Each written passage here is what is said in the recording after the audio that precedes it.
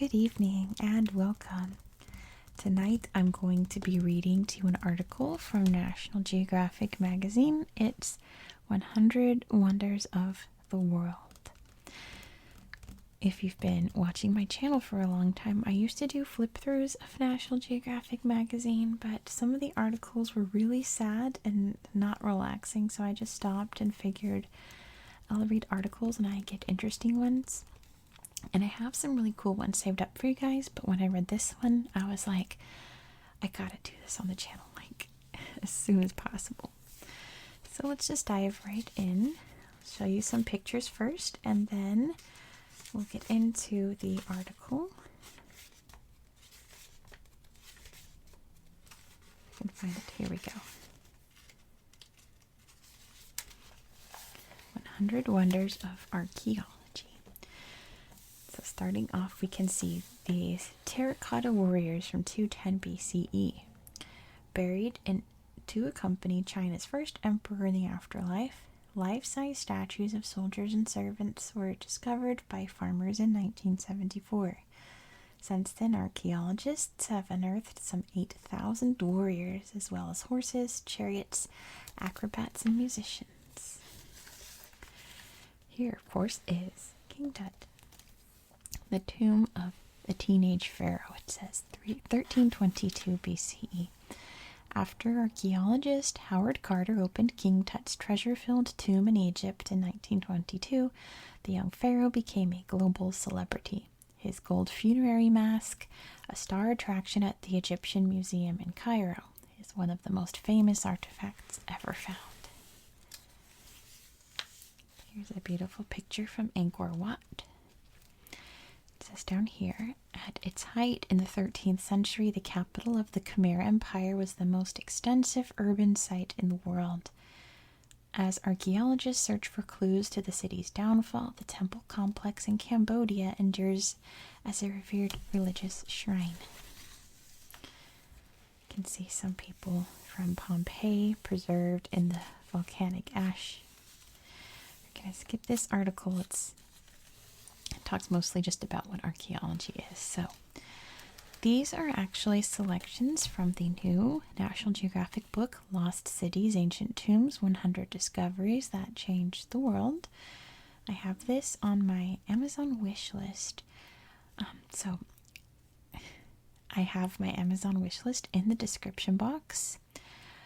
There are some books in there that I will eventually purchase for myself at some point, but if you want to see them sooner or later, you can donate them to my channel. I'll give you a shout out whenever I read them on my channel. It's totally up to you, no pressure, and there's never going to be any books over like $40, I promise. If I find one that is more that I really want, I'm not going to put in the wish list, don't worry. But anyway, I just bought myself a book off the wish list, and it arrived today. I can't wait to show it to you guys. It's a good one. Anyway, we're going to start off with the very famous Lascaux caves. It says, the lifelike cave paintings at Lascaux and Chauvet represent an explosion in human creativity thousands of years ago and show artistry that was stunningly advanced. On a September afternoon in 1940, 4 teenage boys made their way through the woods on a hill overlooking Montignac in southwestern France. They had come to explore a dark, deep hole rumored to be an underground passage to the nearby manor of Lascaux. Squeezing through the entrance one by one, they soon saw wonderfully lifelike paintings of running horses, swimming deer, wounded bison, and other beings, works of art that may be up to 20,000 years old. The collection of paintings in Lascaux is among some 150 prehistoric sites dating from the Paleolithic period that have been documented in France's Vézère Valley. This corner of southwestern Europe seems to have been a hotspot for figurative art.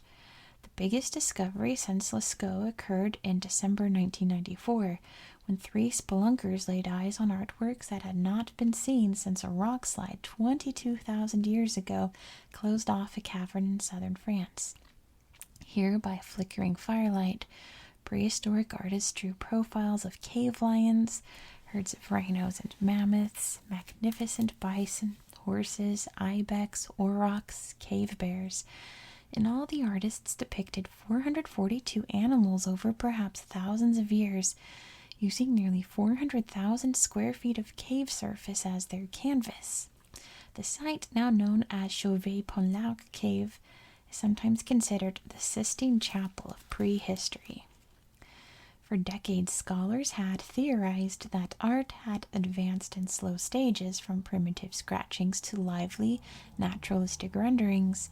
Surely the subtle shading and elegant lines of Chauvet's masterworks placed them at the pinnacle of that progression. Then carbon dates came in, and prehistorians reeled. At some 36,000 years old, nearly twice as old as those in Lascaux, Chauvet's images represented not the culmination of prehistoric art, but its earliest known beginnings. The search for the world's oldest cave paintings continues. On the Indonesian island of Sulawesi, for example, scientists found a chamber of paintings of part human, part animal beings that are estimated to be 44,000 years old, older than any figurative art seen in Europe. Scholars don't know if art was invented many times over, or if it was a skill developed early in our evolution. What we do know is that artistic expression runs deep in our ancestry. Isn't that beautiful? Let's read the little caption here.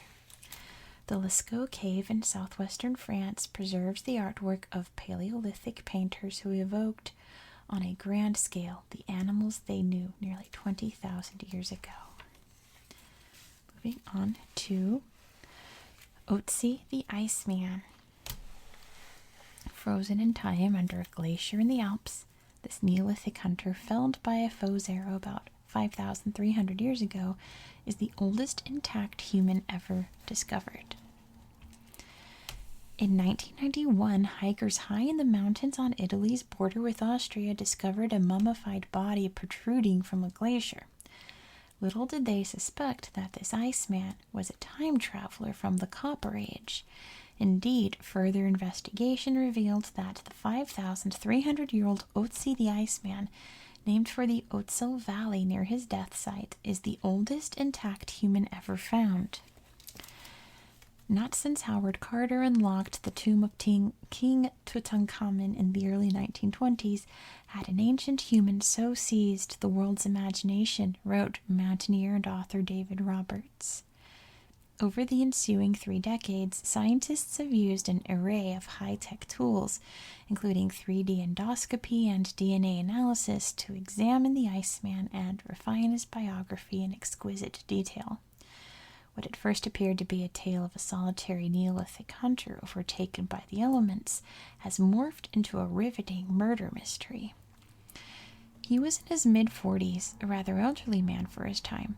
He suffered from worn joints, hardened arteries, gallstones, advanced gum disease, and tooth decay. While these health factors made his life uncomfortable, they did not kill him. In 2001, a radiologist x-rayed Otzi's chest and detected a stone arrowhead, smaller than a quarter, lodged beneath the left shoulder blade. The forensic evidence became even more intriguing in 2005, when new CT scan technology revealed that the arrowhead, probably flint, had made a half-inch gash in the Iceman's left subclavian artery. Such a serious wound would have been almost immediately fatal. The conclusion: an attacker, positioned behind and below his target, fired an arrow that struck Otzi's left shoulder. Within minutes, the victim collapsed, lost consciousness, and bled out. For all the answers that scientists have found about the Iceman, many questions still remain. At the top of the list, who killed this prehistoric hunter, and why?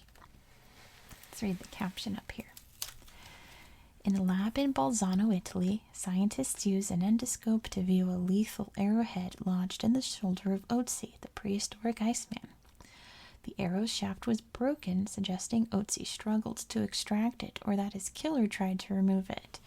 Scientists also examined Otzi's stomach contents. The hunter's last meal was greasy, filling repast of ibex and grain. The Black Pharaohs.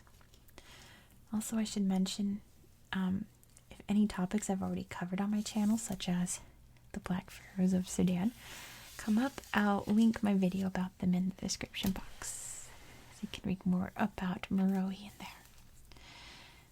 In a long-ignored chapter of history, kings from a land to the south conquered Egypt, then kept the country's ancient burial traditions alive. In the year 730 BCE, a man named Pie decided the only way to save Egypt from itself was to invade it. The magnificent civilization that had built the pyramids at Giza had lost its way, torn apart by petty warlords. For 2 decades, Pie had ruled over his own kingdom in Nubia, a swath of Africa located mostly in present-day Sudan. But he considered himself the rightful heir to the traditions practiced by the great pharaohs. By the end of a year-long campaign, every leader in Egypt had capitulated. In exchange for their lives, the vanquished urged Pie to worship at their temples, pocket their finest jewels, and claim their best horses. He obliged them and became the anointed lord of Upper and Middle Egypt. When Pie died at the end of his decades-long reign, his subjects honored his wishes by burying him in an Egyptian-style pyramid at a site known today as El Kuru. No pharaoh had received such entombment in more than 500 years. Pie was the first of the so-called Black Pharaohs, the Nubian rulers of Egypt's 25th dynasty. Over the course of 75 years, those kings reunified a tattered Egypt and created an empire that stretched from the southern border at present-day Khartoum all the way north to the Mediterranean Sea. Until recently, theirs was a chapter of history that largely went untold. The first time I came to Sudan, people said, "You're mad. There's no history there. It's all in Egypt," says Swiss archaeologist Charles Bonnet.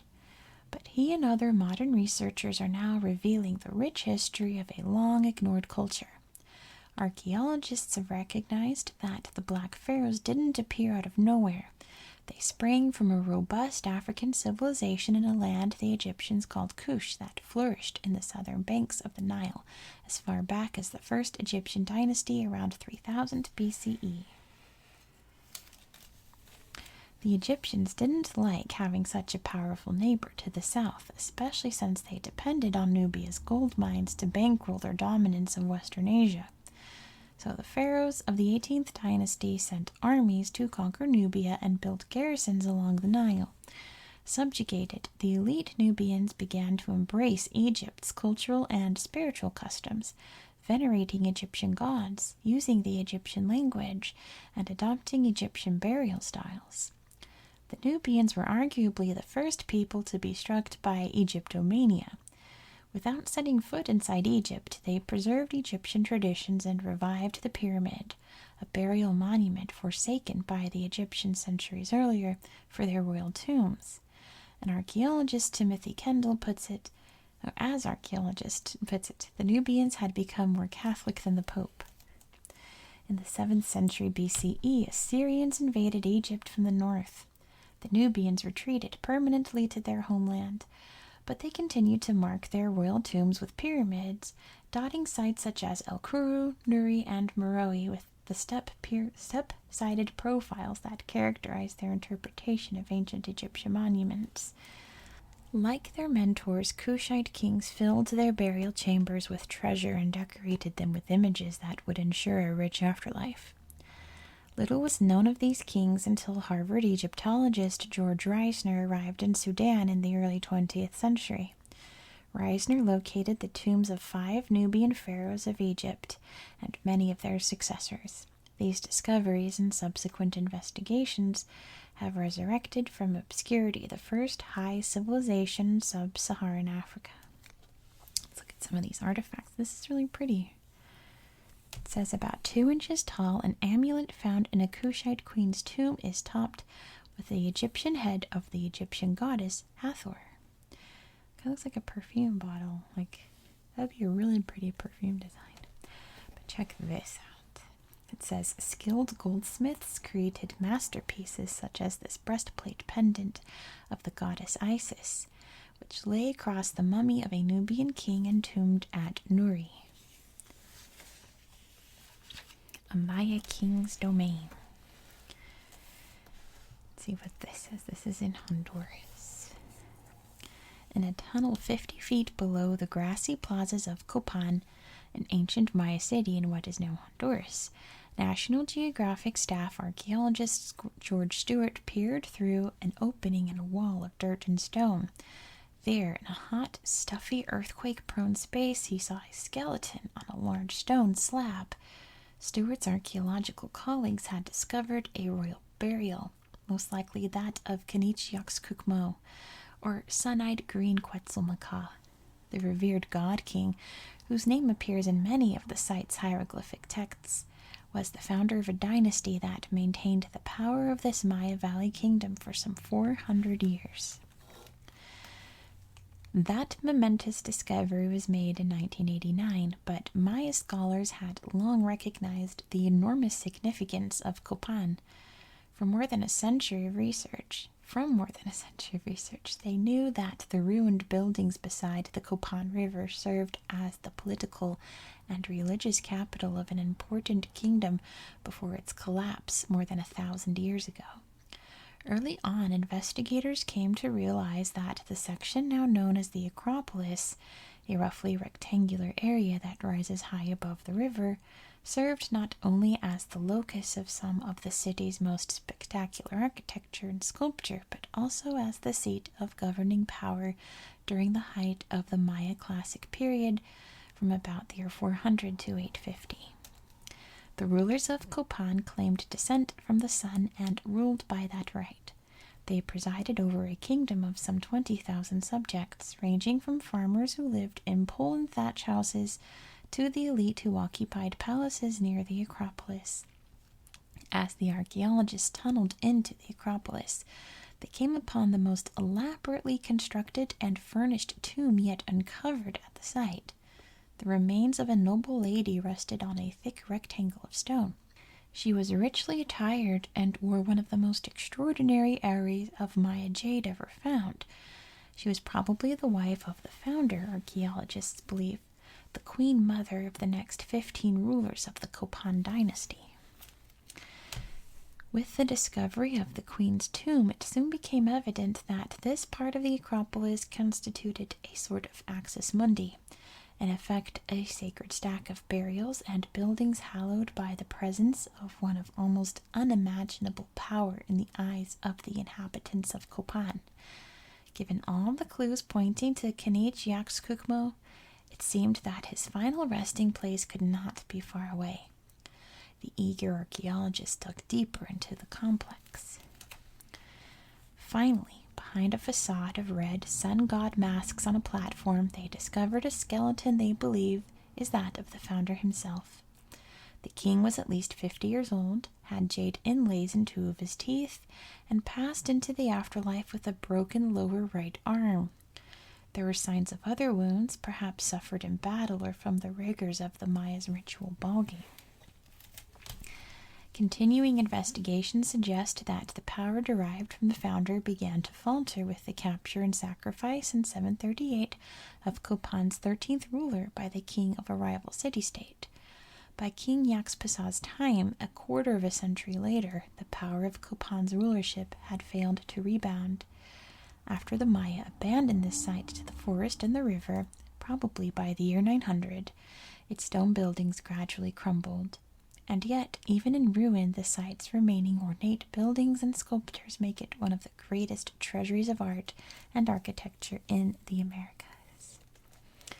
This caption says, archaeologists made a stunning discovery in 1989 at the ancient Maya city of Copan in Honduras, the grave of a mighty king and founder of a dynasty that held sway for some 400 years. Isn't that a beautiful picture? Building a nest in the ancient... Oh, that's so cool. The little caption here says, battered by the ages, a stone portrait of the Maya ruler known as 18 Rabbit shelters the nest of a great kiskadee, a flycatcher. The 8th century reign of this powerful lord saw the metropolis of Copan in its full flowering. Buddhist shrines and mines. This little caption says, photographed From this perspective, an 8-foot-tall shrine at Mes Aynak, Afghanistan, appears much larger. Archaeologists have uncovered only a fraction of the sprawling Buddhist complex, which dates from the 3rd to the 8th century CE. This is exciting because we're going to visit Afghanistan soon on my channel. Let's see what this says.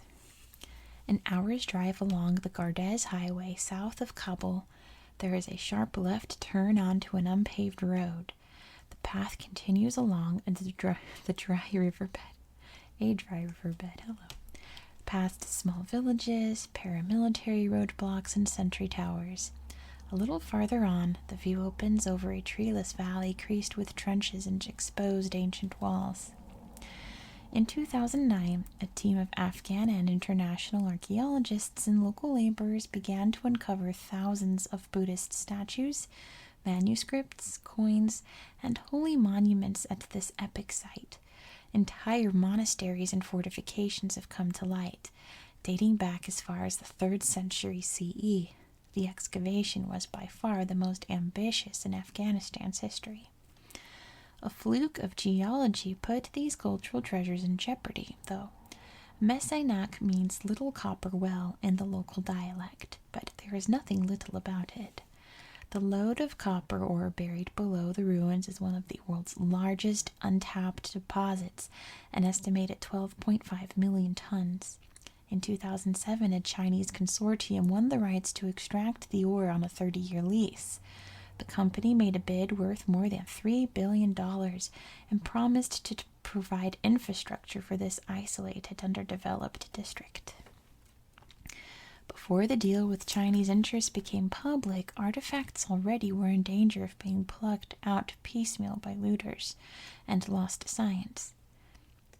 Afghan cultural heritage advocates demanded that the treasures be excavated and recorded properly before open-pit mining began. Originally projected to begin in 2012, the mining project was stalled by contractual disputes, sagging copper prices, and Afghanistan's conflict with the fundamentalist Taliban. Now that the militants control the country, the future of the site is even more uncertain. The past, archaeologists have revealed, presents a stark contrast to the violence and disorder of today. From the 3rd to the 8th century CE, Mes Aynak was a spiritual hub that flourished in relative peace. At least 7 multi-story Buddhist monastery complexes form an arc around the site, each protected by watchtowers and high walls. Copper made the Buddhist monks here wealthy, and colossal deposits of slag, the solidified residue from smelting, attest to production on a major scale. Much is known about ancient Buddhism's links to trade and commerce, but little is known about its relationship to industrial production. This is where Mes Aynak could one day fill in important blanks, hinting at a more complex economic system than has been understood previously. Puzzling out the full meaning of Mes Aynak will require decades of research. Archaeologists can only hope that time is on their side, and that they get the chance to reveal more of this little-known chapter from Buddhism's glory days in Afghanistan. See the caption for this amazing statue. Copper brought wealth to this religious and industrial site. Excavators have uncovered thousands of rare treasures, including the oldest known complete wooden Buddha, dating from 400 to 600. This is wood. That's amazing. I thought it was some kind of stone. Amazing. The Swahili Empire. This is in East Africa, it says. The city of Kilwa is amongst the most beautiful of cities and elegantly built, wrote Ibn Battuta, one of history's great travelers. The city minted its own coins and had houses with indoor plumbing. Its residents wore clothing of imported silk. During its golden age from the 12th to the 18th centuries, Kilwa was one of some 36 prosperous ports that dotted what is known as the Swahili coast. Those ports, which stretched from present-day Somalia to Mozambique, had evolved into powerful city-states that grew rich from Indian Ocean trade. wealthy flourished as ships from Arabia, India, and China called at their ports to carry away goods that made the Swahili wealthy. Arabian sailors arriving in Africa found good harbors, a sea full of fish, fertile land, and opportunities for trade. Many stayed to marry local women, bringing with them the Islamic faith. The interplay of African and Arabian languages and customs created an urban and mercantile culture that is unique to this coast. At its core, though, the culture was African, a fact that early archaeologists failed to recognize. Subsequent excavations at sites along the coast have shown how wrong they were. On Songomnara Island in Tanzania, for example, archaeologists uncovered a planned community that boasted a palace hung with tapestries, several dozen blocks of houses, 6 mosques, and 4 cemeteries, all inside a wall. The Swahili trade network fell apart as the Portuguese muscled in and redirected goods toward the Mediterranean and Europe. But even as the trade hubs became backwaters, the rich Swahili culture endured through centuries of colonial occupation. Swahili Histories about Adaptation and Incorporation explains Abdul Sharif, a Tanzanian historian. Swahili culture may not be quite the same tomorrow as today, but then nothing living is. Let's see what this caption says. I'm curious. It says, a dhow plies the waters off Kenya's Lamu Island. For hundreds of years, these vessels linked ports on the coast of East Africa to Arabia and Asia. Swahili traders, consummate middlemen, sold gold, ivory, and enslaved people to merchants whose ships arrived on monsoon winds. Such boats still carry goods and people short distances. Machu Picchu in Peru. On hands and knees, 3 men crawled up a slick and steep mountain slope in Peru. It was the morning of July 24th, 1911. Hiram Bingham III, a 35-year-old assistant professor of Latin American history at Yale University, had set out in the cold drizzle from his expedition camp on the Urubamba River with 2 Peruvian companions to investigate reported ruins on a towering ridge known as Machu Picchu, or Old Mountain in Quechua, the Inca language. The explorers chopped their way through thick jungle, crawled across a bridge of slender logs bound together with vines, and crept through underbrush hiding venomous fertile ant snakes. 2 hours into the hike, at nearly 2,000 feet above the valley floor, the climbers met 2 farmers who had moved up the mountain to avoid tax collections. The men assured an increasingly skeptical Bingham that the rumored ruins lay close at hand and sent a young boy along to lead the way. When Bingham finally reached the site, he gaped in astonishment at the scene before him. Rising out of the tangle of undergrowth was a maze of terraces cut from escarpments and walls fashioned without mortar, their stones fitting so tightly together that not even a knife's blade could fit between them. The site would prove to be one of the greatest archaeological treasures of the 20th century, an intact Inca ghost town hidden from the outside world for nearly 400 years. It seemed like an unbelievable dream, he wrote later. Bingham acknowledged that he was not the first to discover Machu Picchu. Local people knew about it, and a Peruvian tenant farmer, Agustin Lizarraga, had even inscribed its name on one of its walls nearly a decade earlier. But Bingham did bring the mountaintop citadel to the world's attention, as the account of his work there and at other sites in the region filled the April 1913 issue of National Geographic. Bingham was also the first to study Machu Picchu scientifically.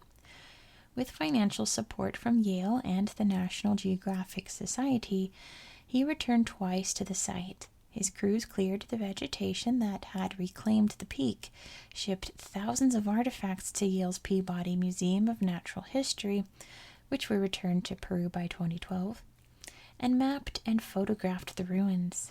The thousands of photos that he shot would change archaeology forever, demonstrating the power of images to legitimize and popularize the science. I wonder if this is the boy that led them to Machu Picchu. Yeah, it says Enrique Porres and other locals helped Bingham explore and excavate the site. Oh, that's cool. Look at this cool photograph of Machu Picchu. That's so awesome. Let's see what it says. Seeing Machu Picchu fairly took my breath away, recalled Bingham, whose work drew worldwide attention to the ruins in 1913. The Royal Retreat, with its precision-cut stones and perfectly placed cascades of terraces, is evidence of the Incas' masterful building skills.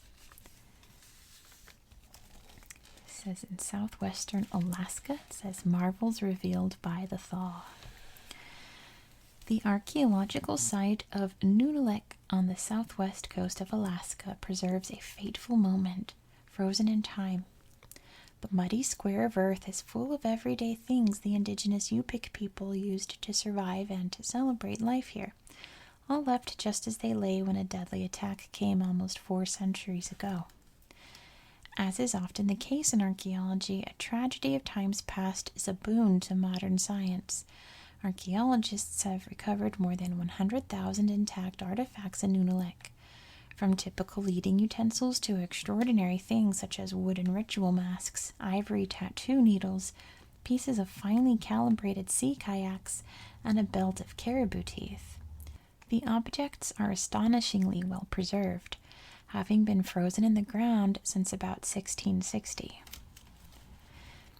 Climate change is now hammering the Earth's polar regions. The result is a disastrous loss of artifacts from little-known prehistoric cultures like the one at Nunalek, all along Alaska's shores and beyond.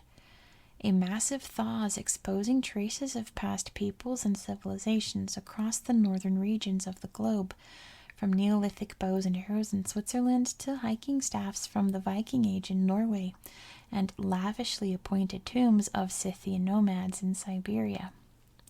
In coastal Alaska, archaeological sites are now threatened by 1-2 punch of rising temperatures and rising seas.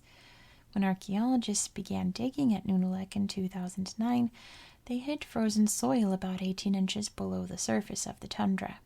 Today, the ground is thawed 3 feet down.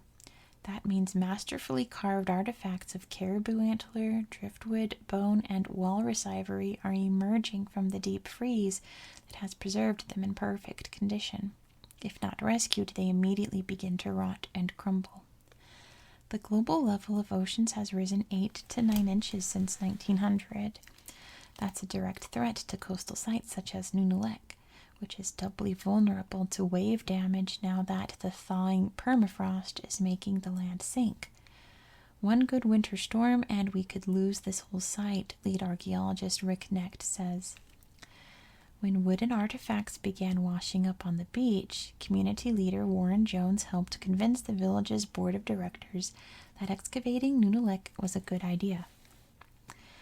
Those conversations grew into a unique collaboration in which the community and the archaeologists work as partners.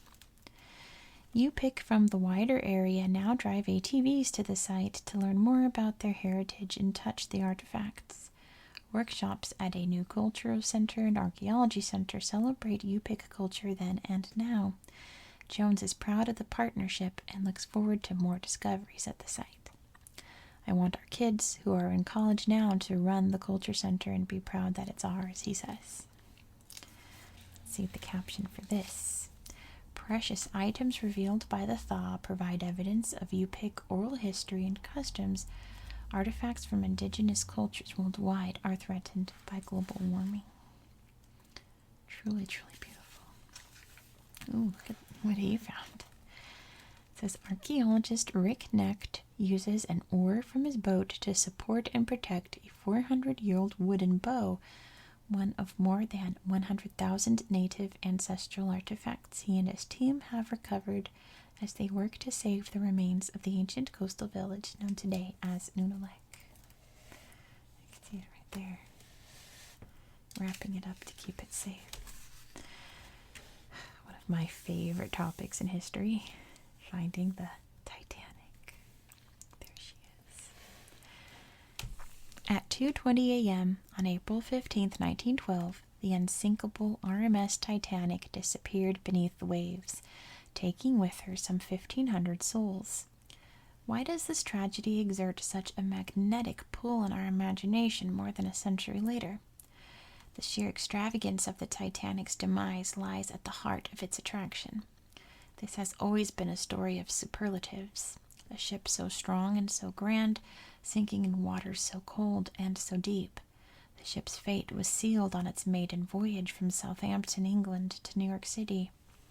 At 11:40 p.m., it sideswiped an iceberg in the North Atlantic, buckling portions of the starboard hull along a 300-foot span and exposing the 6 forward compartments to the ocean's waters. From this moment onward, sinking was a certainty. Over decades, several expeditions sought to find the Titanic without success, a problem compounded by the North Atlantic's unpredictable weather, the enormous depth at which the sunken ship lies, and conflicting accounts of its final moments. At last, 73 years after it sank, the final resting place of the Titanic was located by National Geographic explorer at large Robert Ballard and French scientist Jean-Louis Michel on September 1st, 1985. The Titanic lay roughly 380 miles southeast of Newfoundland in international waters.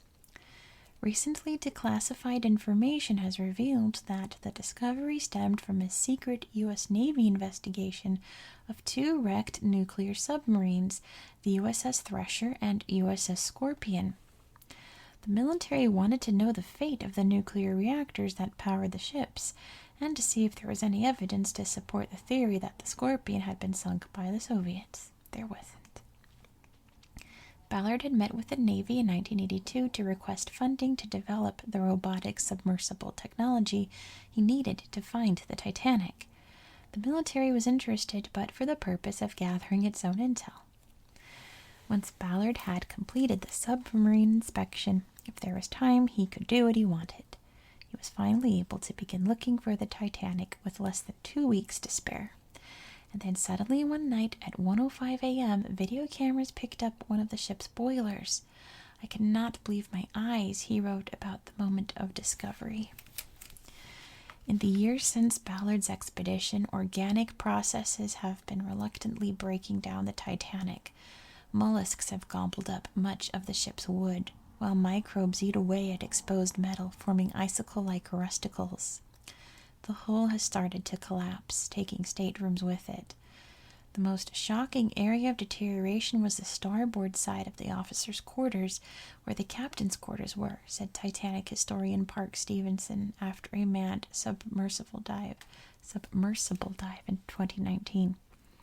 Using state-of-the-art equipment, the dive team captured images of the wreck that can be used to create 3D models, helping researchers further study the past and future of the ship. How long will the Titanic remain intact? Everyone has their own opinion, says Woods Hole Oceanographic Institution research specialist Bill Ling. Some people think the bow will collapse in a year or 2, but others say it's going to be there for hundreds of years. However long the wreck lasts, the story will surely live on, of a vessel with too much pride in her name, sprinting smartly toward a new world, only to be mortally nicked by something as old and slow as ice. So that's going to be the end tonight. Thank you so much for watching. Check out this cover. I don't think I can fit it all in frame, but it's really pretty. Beautiful artwork of all the different discoveries. Do you know any of them? You can see the Lascaux Caves.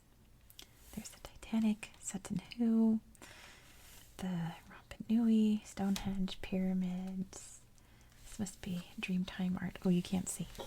My drink's in the way. There we go. Dreamtime art. It looks like Vesuvius, the Mayan pyramids. I wonder if that's Otzi, the iceman. I think so. Lucy. For Angkor Wat. King Tut. Terracotta warriors. All sorts of different things. There's a Olmec. Anyway, that's going to be it for tonight. I hope hope you found this video relaxing and educational. And I hope that you have a very